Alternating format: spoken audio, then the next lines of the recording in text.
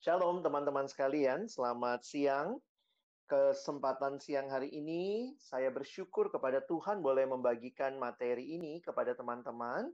Dan saya lebih melihat secara urutan ya. Kalau bicara urutan, saya lebih senang disebut LDS ya. Love, lalu bicara dating dalam arti pacaran, dan seks ya. Jangan baru love, langsung seks, terus nggak pacaran lagi gitu ya.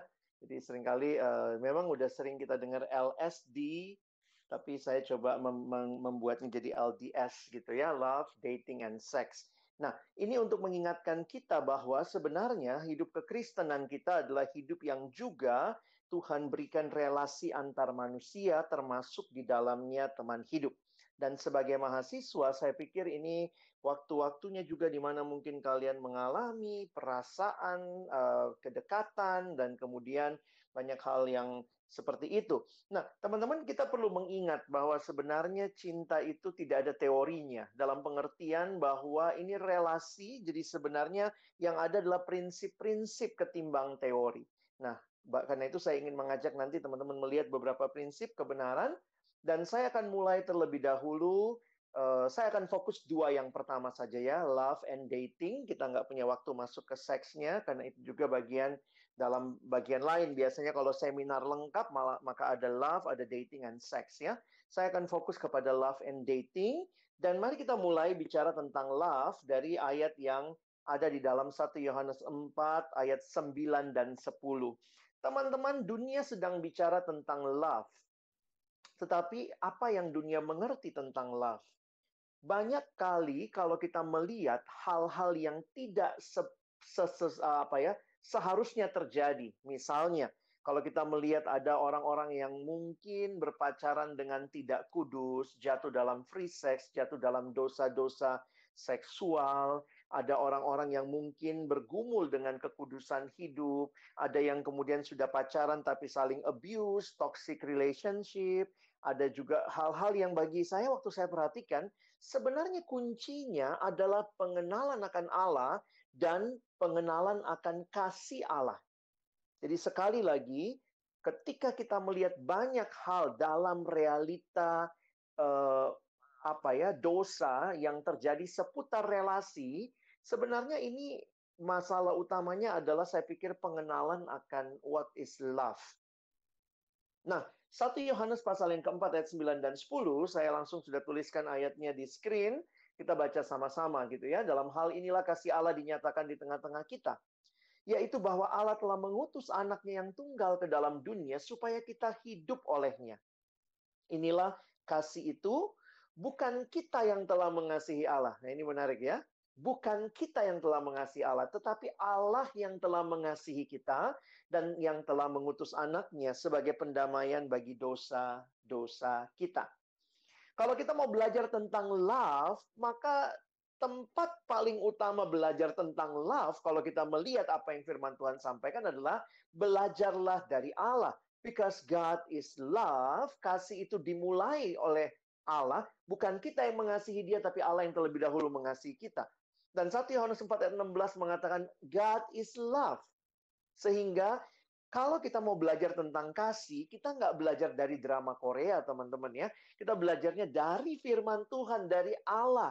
Dan menarik sekali, setiap kali kata kasih muncul di dalam Alkitab, secara khusus Alkitab Perjanjian Baru, nanti teman-teman perhatikan, khususnya dalam tulisannya Rasul Yohanes misalnya, baik di Injil maupun di surat, kita melihat setiap kali Alkitab bicara tentang love, maka Alkitab bicara dikaitkan dengan Allah memberikan anaknya. Jadi Allah tidak mengirimkan kepada kita definisi tentang kasih, tetapi hampir setiap kali perjanjian baru bicara tentang love, maka ini merujuk kepada apa yang Allah lakukan. Yaitu dia memberikan anaknya, dia mengaruniakan anaknya. Teman-teman coba lihat lagi ya. Coba misalnya kita perhatikan tadi ya. Kita balik ke sini nih. Lihat, dalam hal inilah kasih Allah dinyatakan di tengah-tengah kita. So, what is love? God's love. Yaitu bahwa Allah telah mengutus anaknya yang tunggal. Lihat ya. Jadi kasih dikaitkan dengan Allah mengutus anaknya yang tunggal. Perhatikan ayat 10. Bukan kita yang telah mengasihi Allah, tapi Allah yang telah mengasihi kita dan yang telah mengutus anaknya sebagai pendamaian bagi dosa-dosa kita. Jadi teman-teman bisa lihat, Alkitab tidak memberikan kita definisi kasih, tetapi Alkitab menunjuk kepada perbuatan kasih Allah. That is love. Demikian juga kalau kita ingat Yohanes 3:16, karena begitu besar kasih Allah akan dunia ini, what next? Ia telah mengaruniakan anaknya yang tunggal. Nah, jadi kalau kita mau mempelajari tentang Allah, kasih, kita mesti melihat kepada Allah, dan waktu kita melihat kepada Allah, dikaitkan kepada tindakan Allah memberikan anaknya yang tunggal. Nah, diagram atau siluet ini menggambarkan fase hidup Yesus. Nah, bagi saya yang menarik adalah di mana Yesus berkata sudah selesai. Dia berkata sudah selesai di kayu salib. Jadi menarik sekali, perhatikan Yohanes selalu menunjuk kepada lihat Allah menyerahkan anaknya yang tunggal. Lihat Allah menyerahkan anaknya yang tunggal. Bukan berarti Rasul Yohanes tidak peduli dengan kelahiran Yesus, dengan pengajaran Yesus. Tetapi waktu bicara kasih, yang ditunjuk, yang dirujuk adalah Allah memberikan anaknya di kayu salib. Sehingga waktu engkau dan saya mau mengerti salib, apa sih artinya salib? Saya mengutip kalimat Billy Graham. Pendeta Billy Graham mengatakan Allah membuktikan kasihnya pada kayu salib ketika Kristus digantung, berdarah dan mati. Itulah saatnya Allah berkata kepada dunia, aku mencintaimu. I love you. You want to know about love? Look to the cross. Sehingga kalimat yang menarik dari dari John Stott dalam satu tulisannya, dia mengatakan, if we are looking for a definition of love, we should look not in a dictionary, but at Calvary. Dalam bahasa Inggris menarik permainan katanya. Mau tahu tentang kasih? Lihat apa yang Allah lakukan di Calvary, bukan membuka kamus. Kira-kira begitu ya. Nah, teman-teman, karena itu tindakan Allah memberikan anaknya yang tunggal. Nah, ini menarik sekali kalau kita menggali. Kalian kan terbiasa ber-PA, kalian melihat ya. Saya akan fokus 2 ayat tadi. Coba lihat di ayat 9. Apa yang terjadi ketika Allah mengaruniakan anaknya yang tunggal? Maka yang menarik adalah ada manfaat, ada benefit yang diperoleh oleh kita. Jadi perhatikan, Allah mengasihi anaknya, tetapi kemudian supaya kita hidup olehnya. This is love. Love itu tidak berpusat kepada diri sendiri. Tetapi kasih yang sejati berpusat kepada orang yang dikasihi. Perhatikan Tuhan Yesus memberikan nyawanya di kayu salib. Bukan bagi dirinya, tapi bagi kita. Supaya kita hidup olehnya. Ayat 10 berkata, supaya ini menjadi pendamaian bagi dosa-dosa kita. Siapa yang menikmati manfaat kasih itu? Kita, manusia yang dikasihi. Teman-teman, ini kelihatannya sederhana ya. Tetapi jangan lupa, ketika engkau tidak mengenal kasih Allah, engkau tidak mengerti kasih Allah, maka yang kau terapkan adalah kasih manusia yang sebenarnya sangat berlawanan. Perhatikan, kasih dunia ini adalah kasih yang dikaitkan hanya biasanya dengan perasaan. Sementara kasih Allah bicara komitmen. Kasih dunia dikaitkan dengan egois supaya saya dapat sesuatu. Kasih Allah dikaitkan dengan saya memberi sesuatu.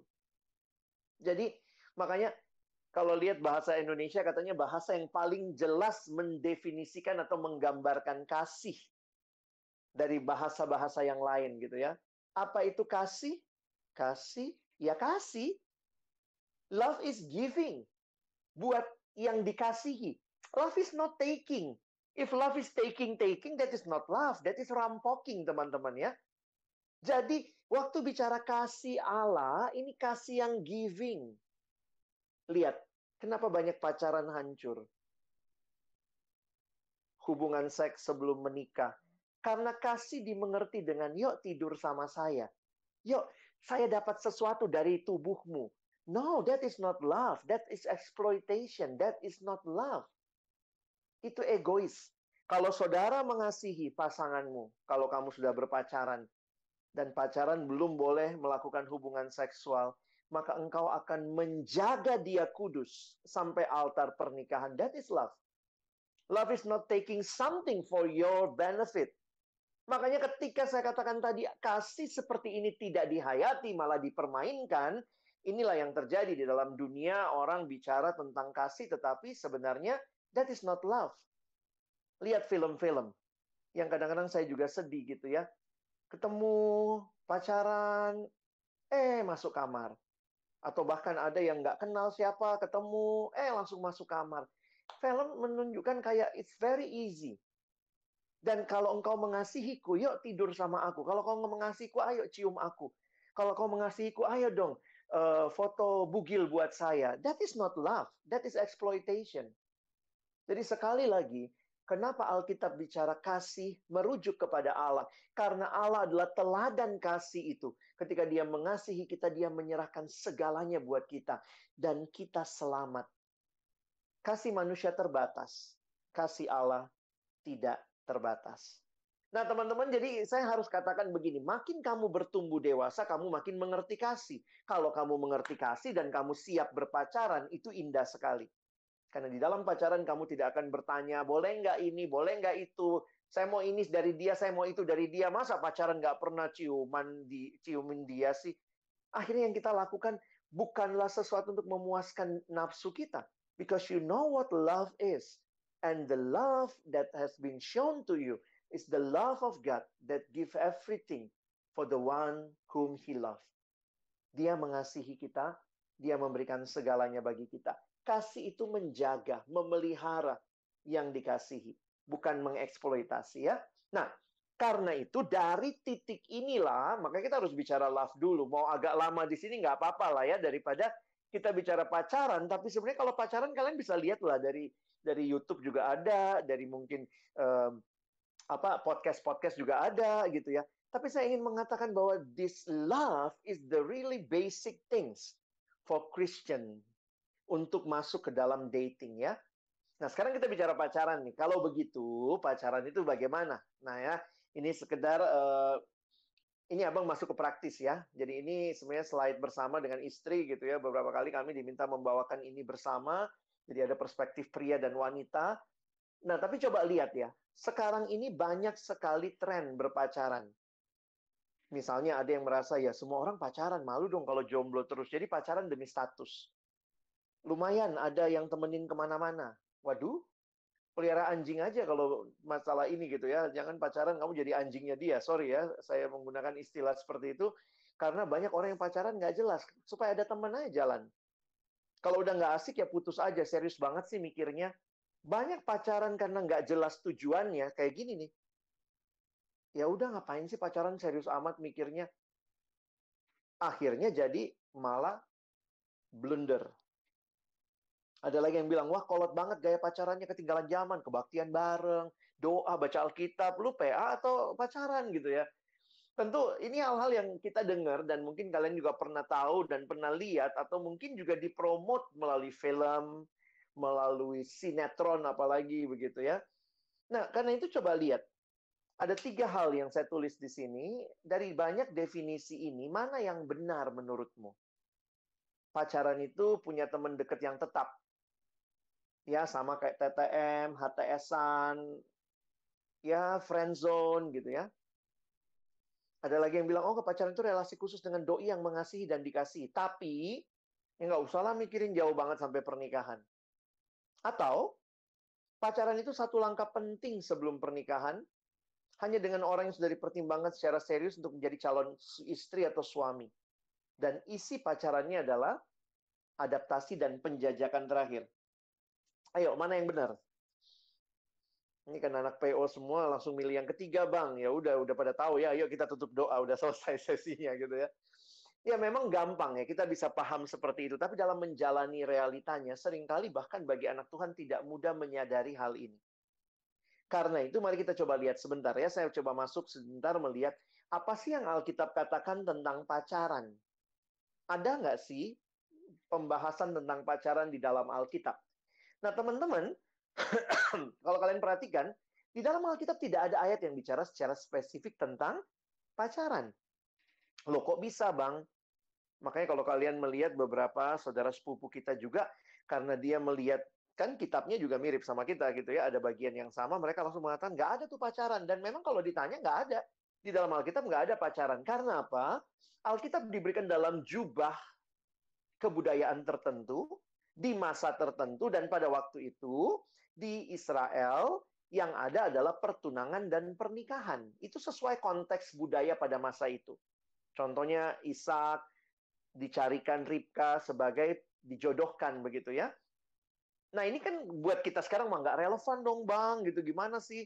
Tapi kalau kita melihat akhirnya, saya coba memperhatikan begini. Ini berarti prinsip dasarnya apa? Nah, menarik kalau kalian melihat hidup Yesus, khususnya orang tuanya Yesus, ya, Maria sama Yusuf. Di dalam budaya pada masa itu, ada prinsip pertunangan, di mana kalau mereka sudah dijodohkan, mereka dipertunangkan, lalu kemudian, perhatikan kayak Yusuf sama Maria, 1 tahun itu mereka masih pisah rumah. Masing-masing masih pulang ke rumahnya masing-masing. Tapi sudah dianggap pertunangan, dan waktu itu dipandangnya setinggi pernikahan. Karena itu waktu Yusuf mendengar atau tahu Maria hamil dari Roh Kudus, dia kaget gitu ya. Loh, dia belum berhubungan sama Maria, kok Maria bisa hamil? Sehingga Matius mencatat Yusuf berniat menceraikan Maria diam-diam. Namun Allah muncul tampak dalam mimpi kepada Yusuf. Malaikat datang kepada Yusuf dalam mimpi dan mengatakan, jangan kau ceraikan Maria, karena anak yang dikandung itu adalah dari Roh Kudus.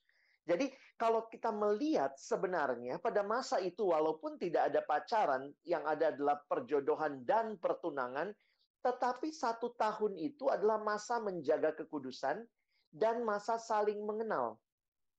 Jadi prinsip yang kita bisa tarik untuk kita sekarang, meskipun kita tidak menerima pertunangan, kayaknya kolot banget kalau ditunangkan segala macam begitu ya, atau dijodohin begitu. Langsung pada bilang, gue bisa nyari sendiri. Tetapi yang saya mau garis bawahi, prinsip yang Alkitab bicara sebelum pernikahan, ada pengenalan, ada perkenalan, ada proses. Dan itu di dalam budaya pada waktu itu namanya pertunangan. Di dalam budaya kita sekarang namanya pacaran. Jadi sekali lagi teman-teman, pacaran sebenarnya bukanlah satu kesempatan untuk having fun, nikmati tubuh pasangan kita, having sex. No, itu masa saling mengenal, dan di Alkitab bicara seperti itu. Nah, yang menarik adalah tujuannya. Ya, kalau teman-teman perhatikan, yang menarik adalah tujuan dari pacaran itu adalah pernikahan. Tujuan pertunangan itu adalah pernikahan. Nah, karena itu lihat prinsipnya ya. Kalau pacaran itu tujuannya pernikahan, maka kalau pernikahannya kudus, pacarannya pun harus kudus. Kalau pernikahan itu untuk memuliakan Tuhan, maka proses persiapan yang namanya pacaran pun harus untuk kemuliaan Tuhan. Nah, bagaimana menerapkannya? Ini beberapa prinsip aja tentang teman hidup. Ya, jelas harus cari yang lawan jenis. Ya, dulu saya kalau bawain sesi LDS gini, pertama cari anak Tuhan. Sekarang saya taruh kedua itu ya sebenarnya. Yang pertama harus lawan jenis dulu, baru seiman. Ya, seiman dalam arti di sini juga bicara lebih jauh, ada kalimat penolong yang sepadan. Ini seringkali memang jadi pembahasan waktu bicara LDS.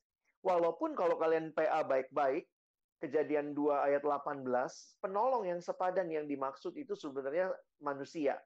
Manusia butuh manusia lain. Dan yang kedua, prinsipnya, karena kita melihat lagi lebih jauh di dalam perjanjian baru, nanti kalian baca 2 Korintus 6, 14, 16, jelas sekali. Jangan menjadi pasangan dengan orang-orang yang tidak percaya, tidak seiman. Karena bagaimanakah terang dan gelap dapat bersatu? Jadi, prinsipnya jelas. Lawan jenis. Seiman dalam arti dia jadi penolong yang sepadan dan sesama orang percaya. Nah, kenapa sih harus dipikirin serius? Karena ini dampaknya, teman-teman. Jangan pikir ini cuma dampak kalau saya pacaran itu ya udah dampak saya sama dia aja. Tapi memang tentu ada dampak pribadi. Pertanyaannya, kamu makin bertumbuh nggak atau makin mundur secara rohani? Tapi dampak yang lain, lihat juga, kamu jadi teladan atau malah jadi batu sandungan. Selalu ayat yang berkesan buat saya adalah 1 Korintus 10:31 yang ditulis di bawah. Kalian bisa zoom ya kalau nggak kelihatan. Jika engkau makan dan jika engkau minum, atau jika engkau melakukan sesuatu yang lain, lakukanlah semuanya untuk kemuliaan Allah. Kalau makan aja buat kemuliaan Allah, minum aja buat kemuliaan Allah, apalagi pacaran. Gitu loh maksudnya ya. Jadi teman-teman, saya harus katakan, seriuslah mikirin. Ya. Nah, sekarang masuk nih, gimana sih rasa ketertarikan itu mulai ada? Kan itu perlu juga ya Bang, untuk memilih teman hidup. Nah, ada psikolog bernama Adler, dia bilang, ini sebenarnya umum ya, di buku-buku yang lain juga ada, bagaimana memilih teman hidup. Ya, jujur aja, kita makhluk yang akan melihat, begitu ya, hal-hal yang muncul di depan mata, appearance itu bagi kita penting, cantik atau tampan, rapi, dan lain sebagainya. Lalu juga yang biasa jadi pertimbangan itu similarities. Ada kesamaan-kesamaan. Sama-sama anak PO gitu ya. Sama-sama ikut PJ gitu ya. Lalu complementary, mungkin juga dalam beberapa kesempatan ada yang pernah satu tim. Ih, gue enak banget Bang sama dia. Dia kalau gue ngomong begini nggak jelas, dia bisa jelasin gitu. Oh iya ya. Jadi ada saling melengkapi, ada compassion. Ada yang tertarik melihat, iya ya, belas kasihan, ada hal yang berbeda begitu. Dan juga jangan lupa ada masalah proximity. Jadi teman-teman, memang kalau orang bilang gitu ya, namanya cinta tuh dipupuk, emang mesti dipupuk. Makin sering ketemu, makin sering komunikasi, ya itu cara membangun cinta. Makanya saya ingat seorang abang pernah ngomong, jatuh cinta tuh gampang, Lex. Yang susah tuh bangun cinta. Wes. Jadi memang juga jadi unik ya, ketika banyak orang yang ikut KKN, misalnya keluar kota, 2 minggu, 1 bulan bersama, itu bisa loh beberapa terjadi cinta-cinta lokasi, karena proximity. Sering ketemu satu lokasi, lihatnya dia lagi gitu. Makanya ya teman-teman mesti bisa memahami ya. Memang juga ini menolong kita juga untuk memilih kan. Akhirnya daripada kita cari yang jauh, kita nggak kenal di mana, ya lihat-lihat dulu yang deket sama kita, proximity kita. Misalnya sesama teman di PO gitu ya. Pernah satu panitia mungkin, pernah satu kepengurusan, sama-sama PKK, sama-sama jemaat setia. Nah itu proximity itu juga bisa menjadi awal untuk melihat itu.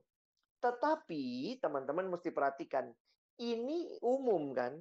Orang-orang di luar sana juga begitu. Tetapi bagaimana buat kita anak Tuhan? Nah, saya coba tambahkan bagian ini. Nah, perhatikan, aspek-aspek yang tadi itu bukan satu-satunya aspek, khususnya masalah perasaan. Betul, perlu perasaan, perlu perasaan. Tetapi bukan berarti perasaan itu penentu segalanya. Dalam pengertian apa? Seringkali perasaan sangat kuat nggak pakai akal sehat. Nah, ini juga menarik nih.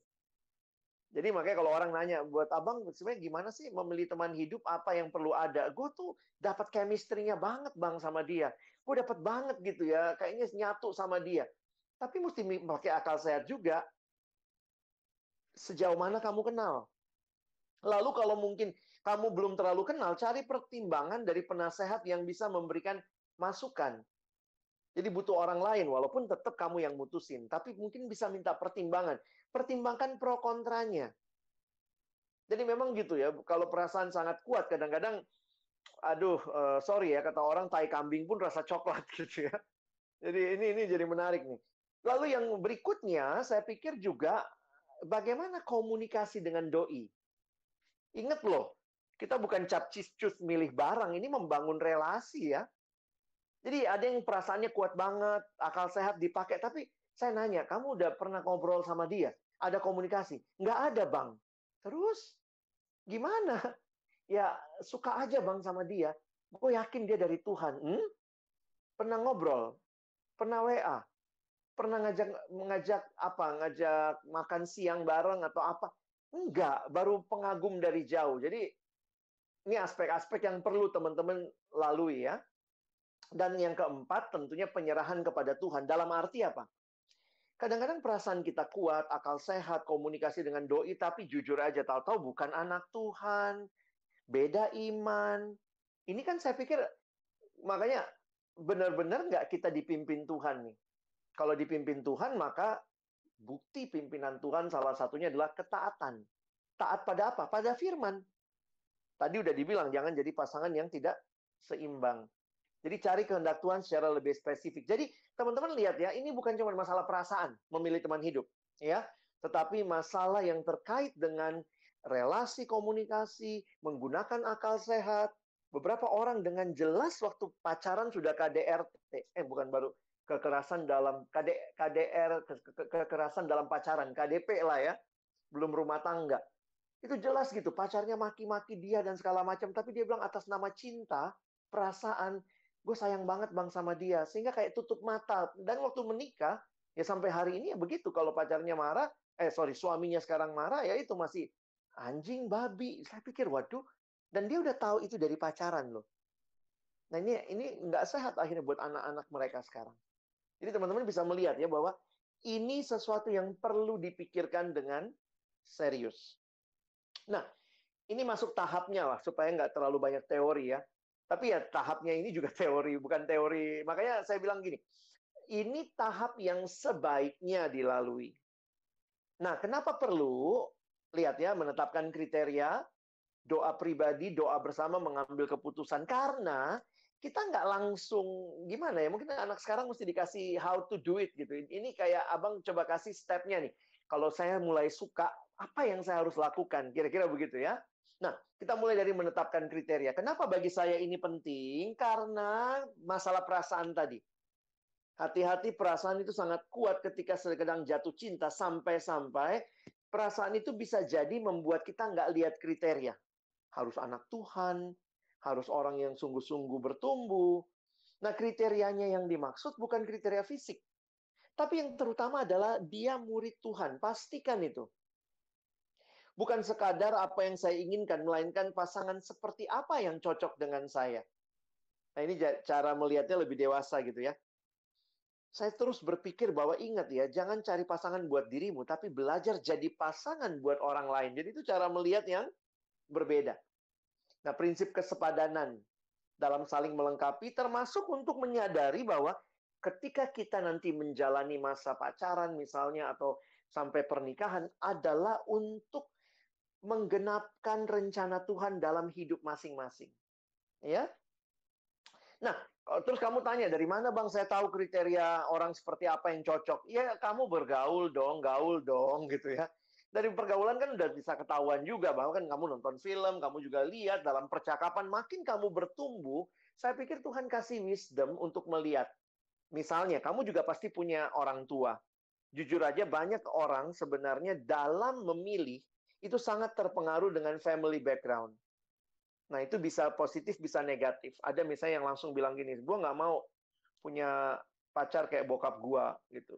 Kenapa? Ternyata bokapnya itu suka mukulin mamanya, dan segala macam. Jadi, sebenarnya kriteria-kriteria dasar itu kadang muncul di benak kita berdasarkan bentukan pengalaman berinteraksi. Nah, yang menarik adalah semakin dewasa seseorang, dia akan makin utuh memahami apa yang dia butuhkan lebih daripada sekedar apa yang dia inginkan. Kalau masih tahapnya apa yang diinginkan tuh kadang-kadang masih kayak gitu. Gue nonton film Korea, gue seneng banget, gue pengen dia jadi pendamping hidup gue. Kenapa? Ganteng, cantik, that's all. Tapi waktu kamu makin bertumbuh, ternyata makin ngelihat, iya ya, ganteng, cantik, tapi kalau nggak punya kerjaan, oke, ganteng, cantik, tapi kalau dia nggak sungguh-sungguh bertumbuh dalam Tuhan, ada aspek-aspek lain yang mulai kamu lihat. Jadi ini yang pertama ya, menetapkan kriteria. Yang kedua, oh ada tambahan lagi nih ya. Nah ini nanti abang bisa bagiin slide-nya sih, saya udah kirim sama pengurus, nanti kalian bisa lihat ya. Dalam percakapan, nanti waktu menguji kesepadanan, dan ini mengujinya sebenarnya gini loh teman-teman. Beberapa orang berkata, jadi saya sebenarnya mesti jelas dulu di awal baru jalanin pacarannya, atau pacaran dulu sambil mengklarifikasi. Saya pikir bisa dua-duanya, karena itu abang bilang tadi, nggak ada teorinya. Nah, sejauh mana Tuhan pimpin, kadang memang tidak semuanya jelas dulu di awal. Tetapi paling tidak beberapa kriteria dasar, misalnya tentang masalah dia sungguh-sungguh murid Tuhan yang bertumbuh. Ingat ya, kalimat saya sebenarnya bukan sekadar Kristen, tapi harus murid Tuhan yang bertumbuh. Oke, yang berikutnya. Karena waktu, doa pribadi. Nah, sesudah kita punya kriteria, karena kriteria itu menolong kita tidak kebawa perasaan. Jadi kalau benar-benar, aduh gue sayang banget sama dia, tapi bukan nggak seiman, bukan anak Tuhan, langsung kriteria itu mengeliminasi. Kira-kira begitu ya. Nah, bagian yang kedua adalah masuk ke dalam doa pribadi. Tentu sih ya, doa pribadi ini maksudnya dari awal juga doain ya, waktu kamu mau menetapkan kriteria. Tapi maksudnya begini, ketika mungkin kamu menetapkan kriteria dan kemudian menemukan ada orang yang, ini kayaknya pas nih anak Tuhan, sungguh-sungguh. Nah, kamu masuk dalam doa pribadi. Menggumulkan dalam doa pribadi pada saat menemukan orang yang mendekati kriteria tersebut. Decide for yourself first, secara carefully, before you complicate the matter. Ya kadang-kadang jadi sebelum yang lain ya udah. Jangan juga punya prinsip kayak ini, jangan buru-buru melangkah, karena takut si doi keburu disamber orang. Jadi ada juga yang sangat takut begitu ya. Jadi nggak berdoa, tapi ya udahlah langsung gue tembak deh bang. Aduh kalau besok tahu dia udah jadi istri orang, gue tembak hari ini. Sabar, doa. Sekali lagi perlunya kriteria yang sudah ada dalam tahap ini, karena rasa suka biasanya sangat mendominasi. Dan kadang-kadang mengalahkan akal sehat. Kadang-kadang pun saat teduh, ini jujur aja ya, saat teduh ayat-ayat yang kita baca kok kayaknya mengkonfirmasi. Makanya beberapa kali kalau saya ditanya gitu ya, atau saya konseling sama orang yang bilang dia sudah doa, dia yakin, saya tanya, kamu yakinnya kenapa? Oh, saya dapat ayatnya bang. Ayatnya apa? Saya bilang, waduh, kalau terus dia kasih tahu ayatnya, ya ampun, kalau begini mah ayatnya semua orang juga bisa pede banget, dia yakin gitu ya. Karena itu mesti bisa melihat dengan utuh. Makanya seek counsel. Kadang-kadang kita butuh orang lain untuk memberikan pertimbangan. Ya, kalau kalian punya teman kelompok kecil, pemimpin kelompok kecil, kakak rohani, silakan. Nah, dalam tahap doa pribadi, biasanya ketika kita mantap dalam doa ini, masukilah tahap doa bersama. Memang dalam budaya timur seolah masih ya, inisiatifnya sebaiknya datang dari pria. Tapi kalau doa bisa mulai dari wanita, dalam arti wanita udah bisa mulai doa pribadi dong ya, tapi juga berdoalah supaya Tuhan memberikan kesempatan begitu ya, kamu bisa punya interaksi lebih dalam dengan orang tersebut. Nah, yang laki-laki yang berinisiatif, mulailah ajak berdoa bersama. Nah, dalam masa seperti ini, mari jujur. Misalnya yang pria jujur ya, saya sudah doain kamu 1 bulan atau 2 bulan, saya mau coba ajak doa bersama. Kalau ada perempuan yang itu, jangan langsung, lu ngaca dong, jangan begitu. Belajarlah untuk terima. Kalau ada orang yang suka sama kamu, puji Tuhan loh yang cewek ya. Kalau kamu juga belum doain dia, ya bilang aja ya, terima kasih bang, atau terima kasih my friend, sudah suka sama saya. Lalu, kalau kalian memang merasa nyaman, yakin, bilanglah, oke, saya akan doakan dulu. Sama-sama berdoa misalnya 1 minggu. Jadi, jangan buru-buru langsung bilang, oh nggak mau, nggak bisa, lu ngaca kamu, cowok jelek banget kok berani maju gitu ya. Saya pikir jangan sampai kita jadi orang yang mean, seolah-olah merasa bahwa karena apa ya? Waktu kita terbuka dalam mendoakan, termasuk juga Tuhan akan memimpin kita. Itu juga jadi pengalaman buat teman-teman. Pengalaman berdoa bersama bagi saya itu juga menarik untuk kita pikirkan ya. Lalu apa yang perlu disepakati? Ini yang kadang-kadang saya lihat juga anak-anak PO ini terlalu tulus doa, tapi nggak ada batas waktu ya. Jadi saya tanya, ya kami lagi doa bersama bang. Sampai kapan doanya? Nggak tahu bang. Lah, lu cowok kok nggak ngasih batas waktu? Ya saya pikir yang penting udah doa. Karena teman-teman, kita dalam masa menguji, tetapkanlah. Kalau saya sih pikir ya 3-6 bulan itu kira-kira seperti itulah ya. Nah sebenarnya kalau sudah dapat keyakinan, ya nggak usah dilama-lamain misalnya. 1 bulan cukup atau apa ya. Lalu kemudian perhatikan, saya melihat prinsipnya ada komunikasi. Ada beberapa orang waktu doa bersama nggak mau ketemu. Kenapa? Lagi menguji hati, Bang. Loh, menguji hati kok nggak ketemu? Jangan bertapa. Kalau mau kenal, maka kasih kesempatan kenal, gitu ya. Jangan mengasingkan diri. Jadi, sadari dulu lah ya. Jadi, coba masuk lebih dalam, kenali. Nah, ini masalah batasi diri yang bagian bawah, karena kan belum pacaran. Jangan ngumbar ya. Jangan go public dulu. Wih, gue lagi doa sama dia gitu ya. Nah, ada juga yang nanya sama saya gitu, karena dia laki-laki, bang, boleh nggak sekaligus doa sama 3 orang? Ya ampun, sok ganteng banget kamu ya. Kalau doa bersama, secara etika, kamu sebaiknya berdoa satu demi satu. Selesaikan dulu pergumulan dengan yang satu, baru pindah ke yang lain. Dan juga, untuk konteks doa bersama ini, saya harus katakan, tolong teman-teman jangan jangan sampai ini menjadi hal yang dipermainkan. Nah, ini termasuk juga saya bilang ini penonton, netizen yang tahu misalnya, jangan bikin keruh suasana. Beberapa kali karena diojok-ojokin temen gitu ya, dicie-ciein begitu udah doa bareng, ya cie, doa sama gitu ya. Jadi sebenarnya, nah makanya lebih baik kita dalam ketenangan secara pribadi, kita bisa berdoa dan nanti ya bagian akhir lah ya, supaya kita waktunya pas, mengambil keputusan, sehingga jelas setelah tahap doa bersama itu, apa keputusannya. Cowok, kita harus siap ditolak. Itu udah nasib kita. Kalau kita maju ya kan kita nanya gitu ya. Karena bisa jadi kita yang mulai doa duluan, perempuannya belum mulai doa. Waktu habis dia berdoa, dia bilang tidak, maka kita mesti berani untuk terima keputusan itu. Jangan waktu dia bilang enggak, terus kita bilang, sorry, minggu lalu gue bercanda. Enggak sih, gue enggak sungguh-sungguh kemarin. Ih, lu beneran doa ya? Ih, gila, gue enggak. Jangan begitu ya. Belajar untuk terima. Dan ingat, ini bukan masalah menang kalah. Ini bukan masalah diterima ditolak, tapi ini adalah pergumulan bersama. Jadi sama-sama jawab begitu ya. Yang terjadi adalah kedua belah pihak datang bersama menggumulkan di hadapan Allah untuk mencari pimpinan Tuhan dengan melihat apakah cocok atau tidak untuk melangkah terus. Jadi keputusannya harus didasarkan pada pertimbangan apakah Tuhan memimpin untuk memasuki langkah selanjutnya atau tidak. Jadi ya ini kalau yang bagian pertama mungkin teman-teman mesti menyadari, saya tulis gitu ya, bukan sekadar berdasarkan rasa suka atau tidak suka. Karena begini ya, rasa suka tidak suka itu relatif. Tapi nanti itu ada diskusi yang lain. Nah, poin saya adalah terbuka nggak untuk berdoa, ya? Karena kalau saya melihat dalam konteks misalnya suka apa nggak suka, dalam budaya pertunangan itu nggak langsung sukanya.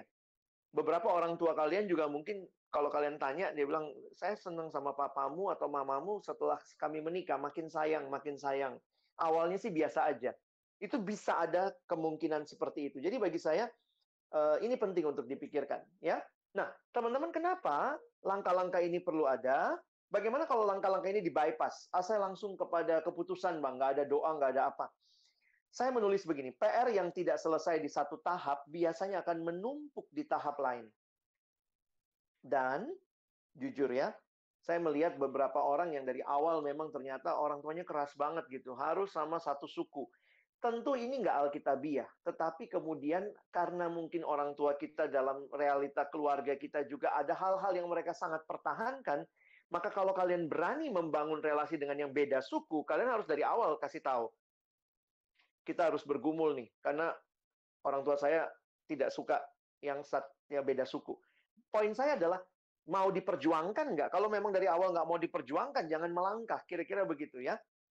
Dan ini untuk teman-teman, kalau sampai putus, dan memang pacaran masih mungkin putus ya, itu jadi dampak begitu. Karena biasanya, iya habis waktu itu dia cepet banget sih jadian, nggak doa, nggak apa, langsung jadian gitu ya. Dan termasuk akhirnya di persekutuan itu jadi kesaksian yang jelek. Kalau akhirnya ternyata putus nyambung. Oke? Nah, sampai di sini saya akan berhenti dulu. Memasuki masa pacaran selalu jaga prinsip kekudusan, hati-hati batasi keintiman fisik, karena itu bukan bagian yang harus kita nikmati dalam masa pacaran. Pacaran adalah masa penjajakan, pengenalan, lebih kenal satu sama lain, dan isilah pacaranmu dengan hal-hal yang berguna, yang bisa membangun kamu, membangun satu sama lain. Nah, saya langsung masuk ke yang terakhir. Kapan mulai pacaran? Nah, ini ada yang nanya gitu. Pacaran enaknya berapa lama sih, Bang? Ya terserah gitu ya. Kelamaan nggak baik, terlalu singkat. Kamu mau merit? Ya iya. Pacarannya kapan? 2 jam gitu ya, enggak ya? Jadi terlalu singkat nggak baik, terlalu lama juga nggak baik. Makanya saya sebenarnya memberikan opsi begini. Sebaiknya yang siap berpacaran itu di masa kuliah. Karena anggaplah ya, kalau pacaran itu kira-kira baiknya 3-4 tahun. Terus tanya lagi, mau menikah umur berapa? Kalau kamu bilang, oh mau menikah umur 28 lah bang, kalau yang cowok, ngumpul sinamot dulu bang. 28, 4 tahun berarti sekitar umur 24. Umur 24 mulailah pacaran. Kalau bisa lebih awal, oke, boleh juga gitu ya. Kamu kuliah misalnya selesai umur 22, 23, maka sebenarnya di masa kuliah kesempatan untuk mencari. Dan itu jauh lebih baik dengan tujuan yang jelas. Nah, karena itu saya buat anak siswa, saya nggak terlalu rekomen pacaran cepet-cepet. Karena bayangkan kalau dia umur 17, mau meritnya 28, 11 tahun pacaran. Terus dia bilang, tapi kan nggak sampai merit. Nah, memang betul tidak semua pacaran akhirnya merit, tapi pacaran yang sehat secara Kristiani harusnya punya tujuan pernikahan. Nanti waktu dijalani nggak cocok, melihat nggak pas, maka kita bisa putus. Tetapi sebenarnya dari awal settingnya jangan, saya pacaran supaya putus gitu. Enggak, cuma mau main-main aja. Enggak, tapi dari awal jelas. Nah, jadi ini kiranya memberikan wawasan buat teman-teman di dalam kita memulai ya relasi berpacaran, dan bagi teman-teman yang sudah berpacaran nanti slide-slide yang lain kalian bisa baca sendiri. Oke, saya berhenti dulu sampai sini. Terima kasih untuk kesempatan teman-teman bisa dengarkan, dan silakan kita boleh masuk tanya jawab.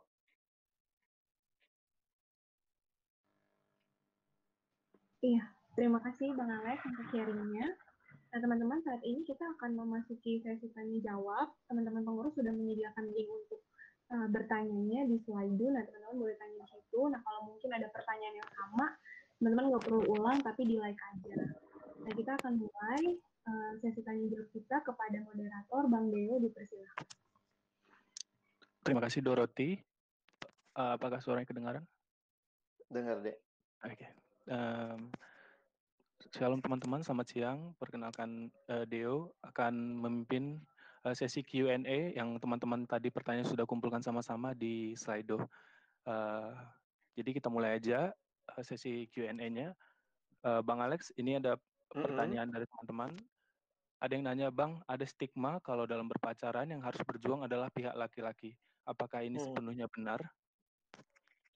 Ya, sebagaimana kata stigma, mungkin karena budaya kita di timur ya, jadi siapa yang memulai itu kita lihatnya kayaknya harus laki-laki gitu. Tetapi saya tidak melihat itu saja, karena tetap sih ya, dalam relasi sebenarnya dua-duanya harus berjuang. Nah, cuma bagaimana dua-duanya berjuang. Nah, saya juga melihat beberapa perempuan berdoa, cowoknya nggak tahu tuh. Tapi ya dalam ketekunan dia berdoa, lalu kemudian ada Tuhan memberikan kesempatan-kesempatan mereka ketemu, menjalin relasi. Jadi akhirnya waktu saya dengar mereka jadi pacaran, saya ngelihatnya ini sih ceweknya yang berjuang ini ya. Cowoknya itu kayak tanda kutip lah ya, Tuhan pertemukanlah dengan perempuan yang tepat yang sudah lama memperjuangkan dia. Tapi sehatnya adalah ketika dua-duanya berjuang. Makanya ada tahap doa bersama tadi yang bagi saya sebenarnya penting untuk kita lewati ya. Siap. Terima kasih Bang. Karena juga ada pertanyaan kayak gini Bang, jika perempuan yang terlebih dahulu mengajak berdoa atau bergumul, bagaimana ya Bang kira-kira? Itu sama nggak ya Bang ya? Iya, selalu ya pertanyaan ini muncul, apalagi dalam konteks kita di budaya timur ya. Saya harus katakan begini nih, pria-pria sekarang juga salah satu masalahnya adalah sulit sekali untuk mengambil tindakan. Sementara perempuan juga kadang-kadang kalau sudah suka, itu tuh bisa sangat subjektif. Ya, ini berlaku pria wanita lah ya. Tapi kayak contoh begini, ada yang nanya sama saya, Bang, gimana sih, ini cewek yang nanya ya, si abang itu masa tiap hari dia jemput saya ke kosan, kita ke kampus bareng tiap hari gitu ya. Terus dia tanya gitu sama saya, apa ya, abang itu mau apa ya bang? Dia suka nggak sama saya ya? Nah saya bilang sama cewek itu, kok tanya sama saya, tanya sama abang itulah ya, kau suka nggak gitu. Tapi dia bilang, malu lah bang, masa nanya gimana ke abang itu. Nah saya bilang, ya ini juga masalah ini kan ya. Jadi kadang-kadang banyak cowok PDKT nggak berani nembak. Nah, ini juga di persekutuan tuh banyak orang yang kayak begitu tuh secara nggak sadar. Sementara ada juga yang tanpa sadar jadi abang-abangan buat semua orang. Padahal kebaikan hatinya itu ditafsirkan lain oleh yang perempuan. Nah, dalam situasi tertentu, ketika misalnya perempuannya sangat bergumul, saya kadang-kadang bilang, kalau memang kayak begitu, kau tanya aja. Kalau misalnya tiap hari dijemput, terus sudah 2 minggu seperti itu. Terus dia mulai bertanya-tanya, cewek kan digituin seneng ya, asik, ada yang jemput, ada yang perhatian. Saya bilang, tanya sama dia. Tanyanya apa, Bang? Saya bilang, tanya, mesti bayar nggak? Seperti, oh, dia Gojek gitu ya. Tapi poinnya, Abang, maksudnya gini, sebaiknya ada komunikasi. Ya, mungkin kalau yang perempuan dengan baik lah. Kalau perlu orang ketiga yang bertanya, misalnya suruh PK kamu yang nanya atau orang lain, jadi supaya sama-sama clear. Karena misalnya begini, kalau kamu menikmati perhatian, ternyata tidak ada apa-apa, itu kan menderita buat yang perempuannya. Dan laki-laki itu kadang-kadang suka ngerasa, dia mau jadi cowok baik aja buat semua perempuan. Dan ingat, laki-laki yang merasa dia harus jadi cowok baik untuk semua perempuan, kamu nggak bisa lakukan itu karena apa? Di dalam perhatian itu ada hal-hal yang orang bisa tafsirkan lain. Jadi saya harus katakan untuk beberapa orang, batasi kebaikanmu yang laki-laki supaya kamu tetap jadi gentleman. Kalau tidak, kamu dilihat untuk sebagai orang yang tabur cinta di sana-sini, padahal kamu tulus. Kamu, enggak, aku enggak lagi begitu, Bang. Tapi kita nggak bisa tutup mata, perempuan ngelihatnya begitu. Oke. Siap, terima kasih, Bang. Thank Mungkin you. ada juga hubungannya dengan pertanyaan ini kali ya, Bang ya. Bang, wajar nggak sih kalau udah ngerti tujuan pacaran yang benar, tapi selalu takut untuk coba cari atau mendoakan seseorang karena merasa nggak layak atau sangat berdosa? Ya, kalau kayak gitu melajang lah kau mungkin deh. Karena maksudnya, sorry ya, abang bawanya bercanda. Dalam arti gini loh, kita nggak ada yang sempurna. Makanya menarik sekali Timothy Keller mengatakan bahwa pernikahan itu adalah persatuan dua pribadi yang tidak sempurna, tetapi ditebus dalam Kristus. Nah, kalau kamu punya pengharapan bahwa di dalam Kristus ada pembaharuan, dan akhirnya kamu bisa melihat Tuhan bisa pakai pasanganmu untuk membangun hidupmu, membangun kerohanianmu. Jadi, belajar untuk melihat lebih optimis karena kita dalam Tuhan ada hope, dan dengan hope itulah kamu mulai. Kamu mulai untuk buka mata, lihat, doakan, dan kemudian kalau yakin, kalau kamu laki-laki, kamu maju. Kalau yang perempuan misalnya sudah doain, tapi nggak ada kesempatan, cari. Kalau saya suka pakai istilah cari sendi. Sendi itu kan yang menghubungkan ya. Jadi misalnya cari penghubung-penghubung. Kak, misalnya ngomong sama PKK atau sama temen gitu ya, Kak, aku udah lama doain si abang itu. Aduh, tapi ada kesempatan nggak ya? Misalnya dia notice bahwa aku ini ada di dunia begitu ya. Itu bagi saya itu perjuangan. Doain sungguh-sungguh ya. Jadi misalnya kayak apa? Sorry ya, dalam hal-hal seperti itu saya pikir kadang-kadang kita orang Kristen agak-agak goblok ya. Nggak ngerti usaha, nggak ngerti apa ya, kayak cowok takut ditolak. Saya beberapa kali bilang sama yang cowok, kalau kamu takut ditolak, berhenti jadi cowok. Udah nasib kitanya itu. Ditolak ya, maksudnya kalau ceweknya bilang tidak ya nggak apa-apa, bilang terima kasih sudah pernah bergumul bersama saya, lalu pemulihan sebentar, lalu kemudian bisa ajak berdoa yang lain lagi gitu. Terima kasih, Bang. Tapi itu kan yang tadi single karena rasa ada keraguan kan, Bang. Ini ada pertanyaan yang single karena prinsip, Bang. Apakah ada masalah dengan being single for the rest of my life? Tidak tertekan juga dengan social construction yang ada saat ini. Kira-kira gimana? Saya ngelihatnya gini, kalau kamu dalam masa semuda ini sudah dapat keyakinan single, saya harus katakan praise the Lord juga ya, bahwa kamu sangat yakin seperti itu. Tapi jujur juga saya harus katakan begini, di sisi lain, karena mungkin kita yang Protestan kan tidak banyak yang bergumul jadi suster, jadi pastor ya, yang langsung nggak menikah. Tapi kalau dapat panggilan jelas banget seperti itu, saya harus katakan puji Tuhan, itu luar biasa. Tapi saya lihat sisi yang lain. Sisi yang lainnya begini, panggilan tidak menikah, panggilan being single itu, saya melihatnya itu panggilan khusus. Sementara panggilan umum adalah menikah. Jadi, bagi teman-teman yang masih gamang, single nggak single atau apa, bagi saya lebih baik terbuka untuk menikah. Jalani dulu keterbukaan itu, jangan kemakan prinsipmu sendiri. Sementara apa yang meyakinkan kamu, kecuali kamu sangat jelas, Bang, saya ada sangat jelas satu keyakinan saya mau single. Sorry ya, gimana cara jelasinnya supaya kalian nggak salah ngerti ya, supaya kalian nggak lihat orang single yang udah memutuskan single juga tuh, jangan kalian lihat aneh ya.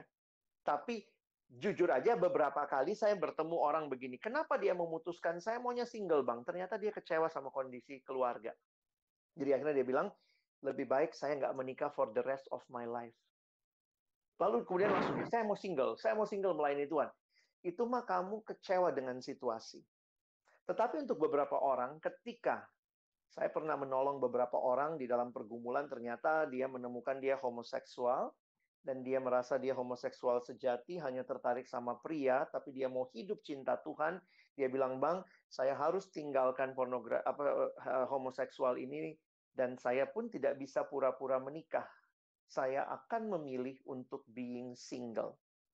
Jadi, tidak semua yang single pasti homoseks. Ya, jangan begitu juga. Itu maksud saya nggak mau jelasinnya salah. Makanya saya bilang, kalau kamu dari awal sangat dapat keyakinan single, itu luar biasa. Cara Tuhan harusnya memimpin kamu. Tetapi kalau tidak, masih gamang, cuman kecewa sama keluarga, nonton sinetron semua kayaknya pernikahan, selingkuh, lalu kemudian kamu memutuskan single, saya pikir, no, you need to have hope in Christ.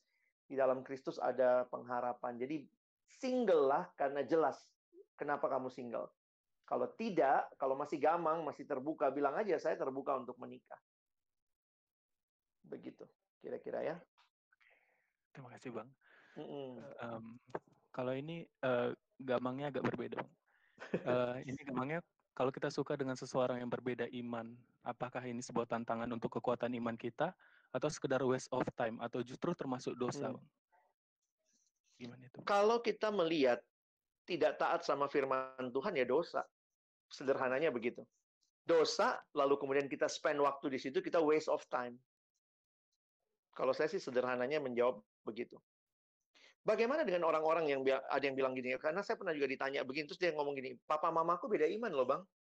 Justru karena mamaku setia, akhirnya kemudian papaku bertobat. Sekarang papaku majelis gereja. Nah, saya harus katakan begini, hati-hati dengan kasus. Jangan karena kasus-kasus tertentu. Nah, waktu saya tanya sama dia lebih jauh, saya bilang, dulu waktu mamamu pacaran sama papamu, mamamu Kristen sungguh-sungguh nggak? Enggak juga sih, Bang. Oh, ya udah. Jadi sebenarnya mamamu memutuskan pacaran sama papamu dalam ketidaksungguhan dia. Itu pun salah, ya.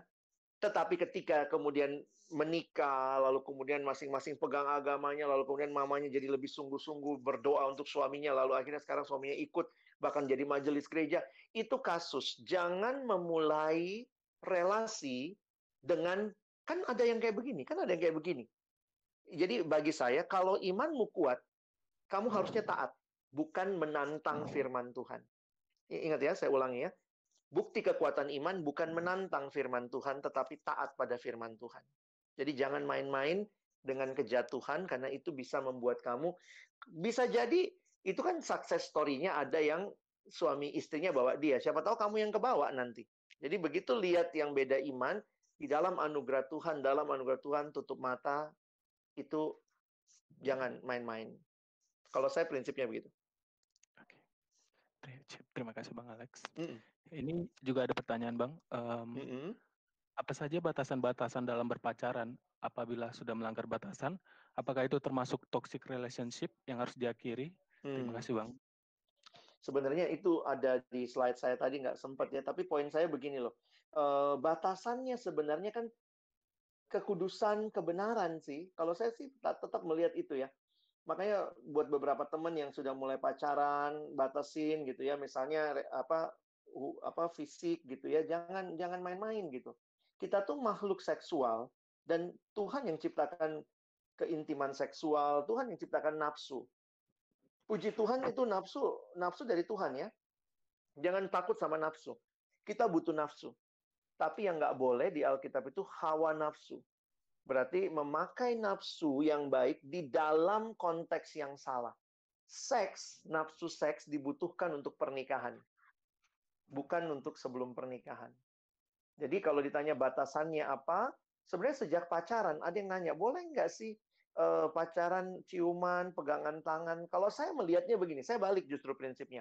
Kalau karena pegangan tangan kamu sudah korslet, kamu terangsang, dan kamu terus menikmati rangsangan itu, akhirnya mikirnya macam-macam, walaupun kamu belum melakukan apa-apa, tapi sudah mulai mikir-mikir, di benakmu mulai berpikir berzina sama pacarmu di dalam pikiranmu, persinahan pikiran, Yesus mengatakan itu pun sudah berdosa.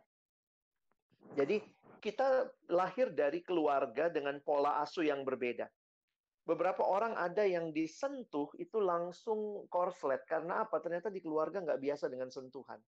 Sementara ada yang keluarganya sangat sering menyentuh, pelukan, ciuman, anaknya sering dicium papa mamanya. Jadi kita mesti kenali, kelemahan kita karena batasannya itu adalah dalam diri kita nih.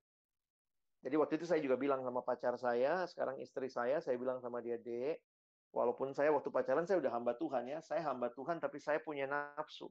Jadi saya bilang nih sama istri saya, jangan pegang-pegang ya. Maksudnya kan kadang-kadang cewek nggak sadar gelendotan, pegang-pegang kita gitu ya. Saya bilang jangan. Kenapa? Saya lemah. Jadi saya langsung kasih batasannya. Makanya dalam banyak hal kami sepakat misalnya, selama pacaran kami nggak nonton. Iya, kami pacaran 3,5 tahun tuh nggak nonton. Mungkin orang bilang kolot banget sih pacarannya, Bang, ngapain aja sih? Ya karena buat saya nonton itu saya wasting time, ngelihat sesuatu sementara nggak ngobrol. Saya lebih seneng ngobrol. Waktu pacaran kami suka makan, ngobrol gitu ya. Dan waktu gelap, kadang-kadang tanpa sadar tuh kita pegang tangannya, kita remes-remes, kita pikir cucian gitu ya. Buat apaan gitu? Kadang-kadang itu membangkitkan nafsu, sementara pada saat yang sama kita belum bisa ngapa-ngapain karena masih pacaran gitu. Jadi batasannya adalah kamu yang tahu. Kamu harus hati-hati. Beberapa orang misalnya juga bilang, iya bang, gue kadang-kadang lihat foto pacarku yang dia pakai baju begini-begini. Tapi ya kalau kayak gitu, hapus foto pacarmu kalau itu ternyata membuat kamu jatuh dalam dosa. Ya, jadi kita yang paling tahu. Thank you. Ya, ini ada pertanyaan terakhir mungkin ya Bang, ada kasus dari teman. Bagaimana dengan kasus mereka yang berasal dari keluarga yang broken home? Apakah ini mempengaruhi tentang konsep relasi ke depannya? Apakah ada hubungannya dengan kasus toxic relationship? Apakah besar kemungkinan itu bisa terulang kembali pada relasi pribadinya? Oke. Di dalam psikologi, pola berulang itu selalu harus diwaspadai. Dan karena kita juga makhluk yang dibentuk dalam keluarga, salah satu bentukan yang paling kuat, maka pola berulang itu mungkin. Jadi saya harus katakan, kita harus sangat-sangat waspada bagi teman-teman dalam keluarga yang mungkin broken home, pernah ngelihat orang tua saling memukul, saling berantem, kata-kata yang kasar saling keluar, itu terekam. Nah, secara budaya apa ya di dalam relationship ke depan itu bisa jadi toxic. Misalnya tiba-tiba tuh bisa muncul kayak dia ngata-ngatain pasangannya. Kayak tadi ya yang saya bilang ada pasangannya tuh naik motor kemudian lupa helm. Terus kemudian dia langsung marah, anjing lu babi gitu. Gitu tuh cara marahnya. Nah, ternyata itu dia dapat dari orang tuanya. Kalau marah selalu ada harapan di dalam Kristus yang membuat kita serusak apapun tetap punya pengharapan untuk tidak jadi seperti kerusakan yang kita lihat dalam pola-pola yang ada sebelumnya. Nah, karena itu di dalam banyak hal juga ketemu teman-teman yang ngalamin toxic relationship karena salah satu punya karakter yang terbentuk dari pola keluarga yang aneh atau broken, maka mereka harus ditolong di dalam konseling.